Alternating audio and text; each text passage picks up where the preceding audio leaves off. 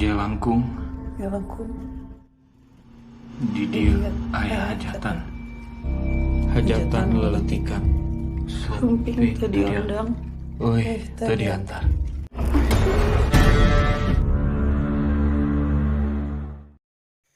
Di awal film, kita akan diperlihatkan dengan sepasang suami istri yang kehilangan anaknya. Dan si suami kemudian memperlihatkan boneka jelangkung yang diberikan oleh seorang dukun. Kamu yakin? Namun terlihat istrinya agak ragu untuk melakukan ritual sesat tersebut. Tapi si suami tetap kekeh dan meyakinkan istrinya karena ini satu-satunya cara agar dia dan istrinya bisa bertemu lagi dengan anaknya. Dengan jurus rayuan bayawaknya seperti dulu pas pacaran. Neng, ayo kita lakukan sama-sama, karena dulu juga kan kita buat anaknya sama-sama. Kita harus sama-sama buat Rania.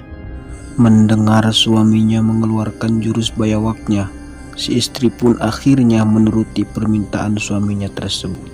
Dia harus ketemu.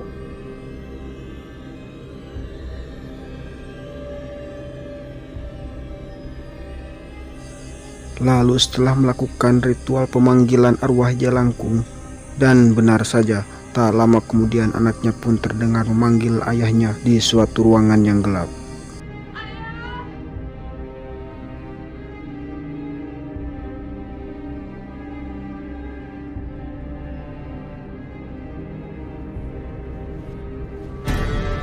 Namun, bukannya anaknya yang ditemukan, tapi malah sosok di kegelapan yang menggondol dirinya. Lalu kemudian, dia keluar dalam keadaan leher patah dan kepalanya terbalik. Dan film pun baru dimulai. Singkat cerita, 1 tahun kemudian, scene pun beralih pada satu keluarga yang hendak pergi berlibur. Namun di tengah perjalanan mereka pun harus terhenti akibat ban mobilnya bocor. Dan mau tidak mau, mereka harus berhenti untuk mengganti bannya dengan yang baru. Tapi untung saja Adrian yang seorang mantan montir panggilan bisa melakukannya sendiri tanpa harus repot-repot nyari bengkel di pinggir jalan. Lalu, ketika Adrian sedang mengganti bannya dengan yang baru, tiba-tiba istrinya muncul menghampirinya dan kemudian dia mengeluhkan bahwa hubungannya dengan sang anak tiri sedang tidak baik-baik saja. Kemudian Adrian pun menjelaskan bahwa tujuannya mereka pergi berlibur yaitu agar mereka bisa berbaikan. Lalu ketika si ayah dan si ibu sedang asik mengobrol, tiba-tiba si adik yang bernama Kinan yang sedang hobi foto-foto meminta ayahnya untuk mampir dulu ke danau buat mengambil foto, dan si ayah pun kemudian mengiyakannya. Lalu kemudian singkat cerita, setelah Adrian selesai mengganti ban, mereka pun masuk ke dalam mobil untuk melanjutkan perjalanan mereka. Dan karena si adik tadi meminta untuk mampir dulu ke danau buat foto-foto sambil menikmati sunset, mereka pun akhirnya berhenti di danau tersebut. Sesampainya di danau, bagaikan bocil yang dapat Cape Diamond FF, Kinan si bocil yang aktif pun langsung lari keluar kegirangan. Namun Niki yang sedang bete sedang ngambek kepada ibu tirinya karena tidak dibeliin HP iPhone merek terbaru. Kemudian ia curhat kepada ayahnya. Dan kemudian si ayah pun mengatakan, "Udah 10 tahun dia jadi ibu kamu, Nick. Dia itu sayang dan care banget sama kamu. Kamu harus tahu itu." Lanjut, setelah mereka ngobrol, mereka pun keluar untuk menikmati pemandangan di danau tersebut. Dan saking girangnya, bagaikan bocil pemburu Pokemon, Kinan pun sampai asruk-asrukan jauh ke dalam hutan.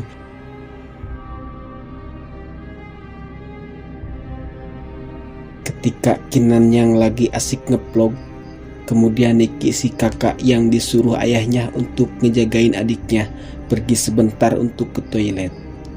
Tapi tiba-tiba terlihat dari kejauhan ada sosok hitam di dalam hutan yang sedang berdiri memperhatikan Kinan. Lalu tiba-tiba Kaget ya? lanjut, ketika Kinan akan pulang ke parkiran, dia malah nyasar jauh ke dalam hutan.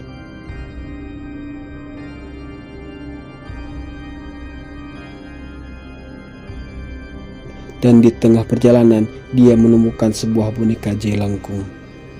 Lalu tiba-tiba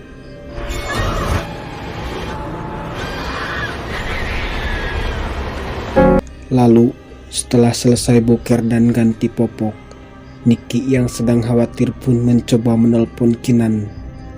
Tapi sayang, sinyal di sana terlalu jelek hingga Niki terpaksa harus menyusul adiknya ke tempat di mana tadi dia meninggalkannya. Sesampainya di danau, Niki pun kaget karena mendapati adiknya tidak ada di sana. Dikira adiknya sudah pulang duluan, Niki pun pulang ke parkiran untuk memastikannya. Namun si ayah mengatakan dia tidak melihat Kinan. Sontak mereka pun kaget. Apalagi hari sudah mau maghrib. Dan akhirnya Niki dan si ayah pun mencoba mencari di hutan dan tempat di mana terakhir kali Kinan terlihat. Namun sayang, pencarian tidak membuahkan hasil dan pada akhirnya mereka pun harus mintai bantuan polsek setempat. Ketika tengah dalam pencarian, kemudian Majid menghampiri si ayah untuk mengatakan turut prihatin. Dan karena hari sudah larut malam, Majid pun menawarkan tempat untuk menginap bagi mereka.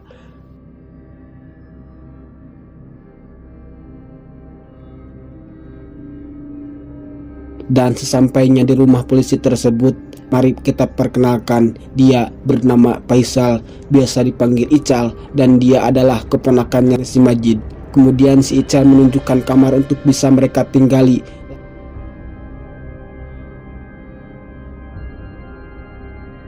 Lalu di dalam rumah, Pak Majid pun mengatakan sementara mereka beristirahat di rumahnya dan anggota polisi yang lain terus melakukan pencarian. Kemudian Sandra si ibu yang sedang tertidur terbangun karena ada suara aneh, dan setelah terbangun dia melihat Kinan dengan gelagat aneh.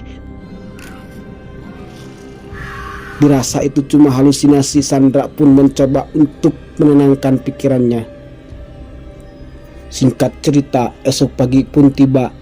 Terlihat Niki, Ical, dan Sandra ibunya yang sedang hamil besar pun mencoba melanjutkan pencarian ke dalam hutan. Namun Sandra yang sedang hamil pun kecapean dan meminta beristirahat sambil meminta air minum. Namun perbekalan air minum mereka pun telah habis. Lalu di tengah Niki dan Sandra mengobrol, Ical yang habis asruk-asrukan pun datang dan dia mengatakan bahwa dia menemukan satu rumah. Lalu dia mengajak Sandra dan Niki untuk pergi ke sana untuk beristirahat sekalian meminta air minum. Sesampainya di rumah yang dituju, mari kita perkenalkan, ini dia si pemilik rumah yang bernama Saijah. Kemudian karena merasa kasihan, akhirnya Saijah pun mempersilahkan mereka masuk. Sementara Sandra beristirahat di sana di rumah Saijah, Niki dan Ical pun memutuskan untuk mengambil mobil ke sana agar ibunya yang sedang hamil tidak kecapean berjalan kaki untuk pulang. Di perjalanan ketika sedang mencari jalan untuk ke parkiran, tiba-tiba Niki mendapatkan sinyal dan dia mendapati lokasi HP-nya Kinan. Dan dia pun asruk-asrukan jauh ke dalam hutan. Setelah berjalan cukup jauh, tiba-tiba dia menemukan boneka jelangkung, yang mana boneka tersebut yang ditemukan Kinan tadi di awal film. Kemudian Niki pun mengambil boneka tersebut karena siapa tahu aja bisa jadi petunjuk dan barang bukti bagi polisi. Lalu ketika akan pergi dari sana, tiba-tiba saja dia menemukan sebuah lubang. Tapi si Ical yang ketakutan mengajak Niki untuk cepat-cepat pergi dari sana. Tapi Niki yang penasaran mencoba untuk mengecek lubang tersebut. Lalu tiba-tiba, ya, ketika Niki memasukkan tangannya ke dalam lubang itu, tiba-tiba tangan Niki ada yang menariknya dari dalam. Sontak mereka pun kaget dan kemudian Ical pun mencoba menolong Niki menariknya dari dalam lubang tersebut. Lalu setelah tangan Niki tercabut, kita bisa melihat sosok hitam yang menarik tangan Niki tadi. Lalu karena ketakutan akhirnya mereka pun lari ngabret seedan-edannya jauh dari sana. Singkat cerita, mereka pun sampai di parkiran dan di sana sudah ada ayahnya. Kemudian mereka pun pergi untuk menjemput Sandra ibunya. Kemudian dalam perjalanan pulang, karena hari sudah sore dan sebentar lagi mau maghrib, terlihat penduduk di sana sedang membawa anak-anaknya masuk ke dalam rumah. Ada apa sebenarnya ini? Oke, lanjut saja. Lalu ketika malamnya, Andrian pun kembali menemui Majid untuk menanyakan perkembangan kasus anaknya yang hilang. Kemudian si Majid pun mengatakan belakangan ini banyak anak-anak yang menghilang secara misterius dan tanpa jejak. Itulah mengapa tadi pada orang tua menggiring anak-anaknya masuk ke dalam rumah ketika menjelang maghrib. Lalu dia menjelaskan bahwa hilangnya anak-anak di desa ini ada dua pola. Di sini ada dua pola. Pola yang pertama, anak hilang ketika matahari terbenam. Pola kedua, anak yang hilang sebelumnya atau ditemuin ketika ada anak hilang, tapi ya udah mati. Lalu kemudian scene pun beralih pada Sandra yang terbangun tengah malam. Kemudian Sandra yang mendengar pintu kamar anaknya Niki terbuka.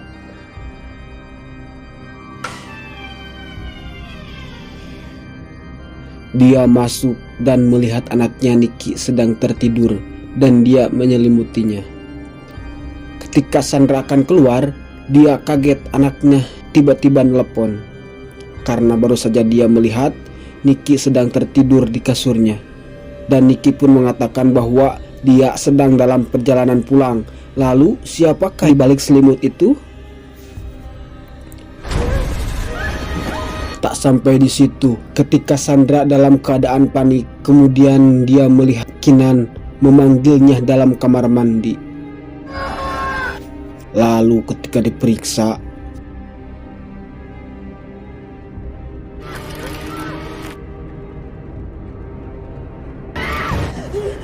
ya, dan dia pun mendapatkan teror dari sosok yang menculik Kinan. Dan dia pun harus terjatuh akibat ketakutan. Tapi untung saja Adrian dan yang lainnya segera pulang dan mendapati istrinya terjatuh di kamar mandi. Setelah tersedar kemudian, Sandra menjelaskan kepada suaminya bahwa dia melihat Kinan di kamar mandi. Dirasa Sandra berhalusinasi, Adrian pun menenangkannya. Singkat cerita, esok pagi pun tiba. Terlihat Adrian dan Majid, sang polisi, akan mengecek rumah orang yang dicurigai, namun belum menemukan barang bukti, di mana kali ini Majid akan mencoba menginterogasinya kembali sekalian menggeledah rumahnya. Sementara Adrian dalam perjalanan, Niki dan Ical pun menemukan sejumlah kasus hilangnya anak-anak, namun dari hasil penemuannya tersebut terlihat ada kejanggalan, di mana anak yang hilang telah ditemukan dalam keadaan tak bernyawa dan leher patah. Kemudian scene pun beralih pada Adrian dan Majid yang sudah sampai di rumah seorang yang dicurigai, di mana ia bernama Sarno, dan ternyata dia adalah orang yang sempat bertemu Kinan di danau di scene awal film tadi. Dalam proses interogasi, tiba-tiba Adrian pun menemukan jaket anaknya berada di rumah tersebut. Kemudian ketika ditanya, Sarno pun berontak dan akhirnya Majid pun terpaksa harus menembaknya di bagian paha. Kemudian Majid si polisi pun mendapatkan panggilan dari anggotanya, di mana ia mendapatkan kabar bahwa anggotanya menemukan mayat anak kecil di pinggir danau. Kemudian scene pun beralih pada sebuah rumah sakit, di mana mayat anak yang ditemukan tadi dibawa ke sana. Adrian dan keluarganya pun terlihat shock. Namun si Majid mengatakan bahwa ternyata mayat yang ditemukan tersebut adalah seorang mayat perempuan dan bukan Kinan. Dan anak perempuan yang hilang yang ditemukan tersebut diduga menghilang 1 tahun yang lalu, yang tidak lain adalah anak yang hilang di scene awal film tadi. Mendengar kabar tersebut, Adrian dan istrinya pun sedikit lega. Lalu kemudian Niki yang penasaran mencoba memeriksa jasad anak yang ditemukan tadi. Tapi tiba-tiba, ya, Niki pun mendapatkan teror dari sosok yang menculik Kinan. Singkat cerita, sepulangnya ke rumah, Ical dan Niki pun mencoba kembali melanjutkan pencariannya dari kasus anak-anak yang hilang sebelumnya. Dan dia menemukan beberapa potongan wajah boneka Jailangkung. Lalu ketika Niki dan Ical sedang melakukan pencarian, tiba-tiba salah satu anggota membawa seorang begal yang berhasil ditangkapnya. Lalu Niki yang kepo pun mencoba membaca mantra yang ditemukannya dari boneka Jailangkung tersebut.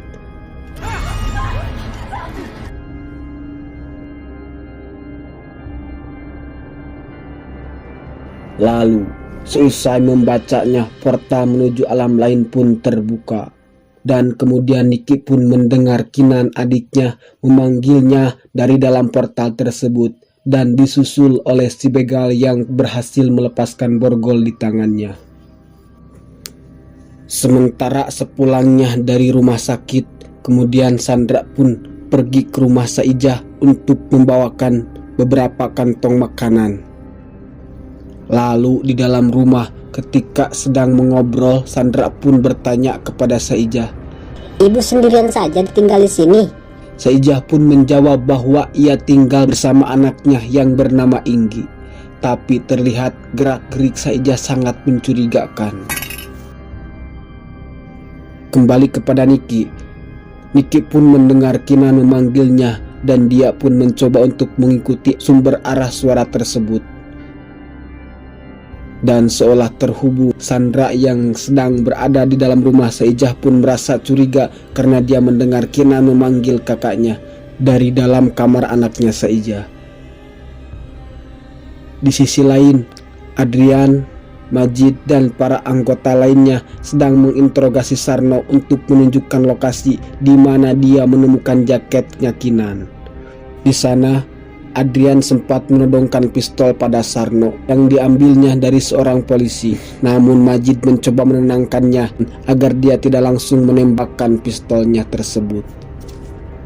Dan karena hari menjelang maghrib dan seolah terhubung satu sama lain, Adrian dan yang lainnya pun kaget karena mendengar suara teriakan Kinan dari kejauhan.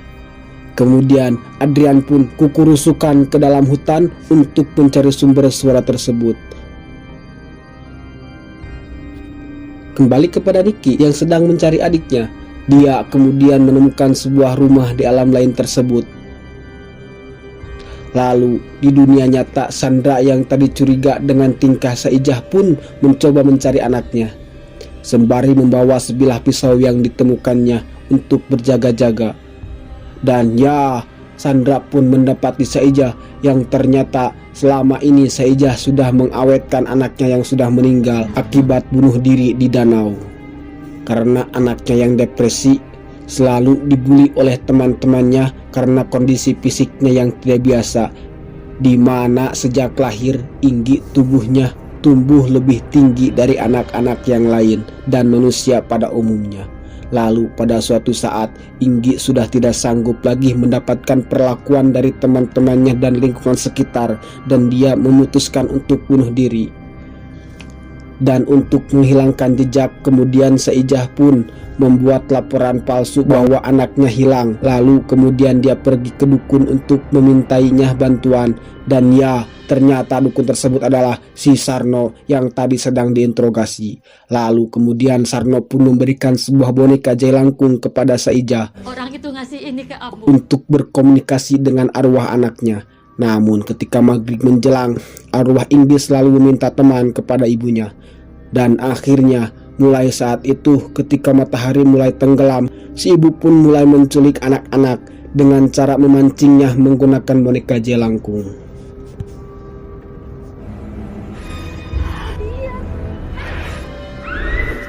Lalu setelah mendengarkan curhatan Saijah, kemudian Sandra menelpon Niki untuk memintai bantuan. Namun bukannya Niki yang mengangkat telepon, ternyata di sana ada Ical karena Niki sedang terjebak di alam lain. Lalu kembali kepada Niki yang menemukan sebuah rumah dan ternyata rumah itu adalah milik Saijah. Tapi meskipun Niki dan ibunya Sandra berada di tempat yang sama, tapi mereka berada di sisi yang berbeda. dan akhirnya Niki pun menemukan adiknya yang ditalian di sebuah ayunan.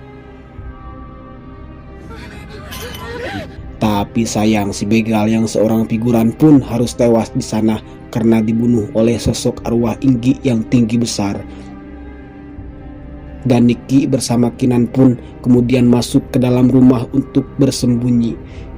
Meskipun Niki dan ibunya berada di tempat yang sama, namun Niki berada di sisi yang berbeda, dan kemudian Niki pun membaca mantra pemanggilan arwah Jelangkung untuk membuka portal agar bisa keluar dari alam gaib tersebut. Hajatan lalu nikah.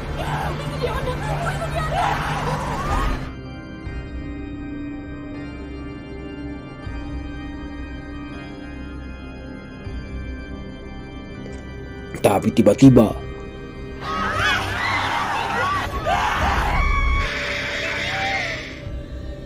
dan akhirnya Niki pun berhasil mengalahkan sosok arwah tersebut. Namun terlihat saja si ibu tidak terima dengan semua ini. Kemudian dia mencoba menyerang Niki dengan sebilah pisau. Tapi untungnya Ica segera datang menyelamatkan mereka untuk segera pergi dari sana.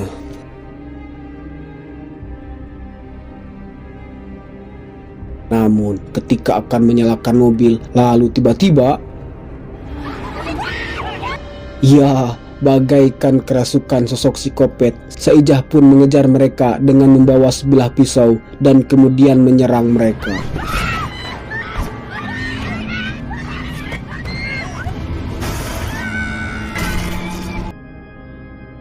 Dan ya, akhirnya Saijah pun harus tewas karena terserempet tiang portal di adegan awal film tadi.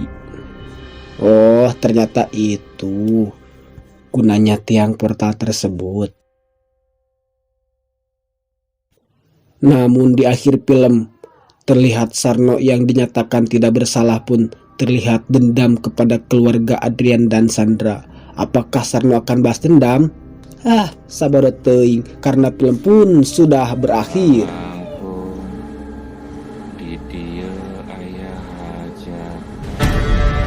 Oke teman-teman, mungkin sampai di sini dulu perjumpaan kita kali ini.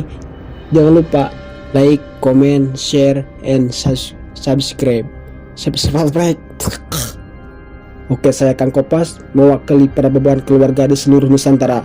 Dari Sabang sampai Merauke mengucapkan, tetap menyerah, jangan semangat, dan tetap jadi beban keluarga. See you next time and bye-bye. Sobrek.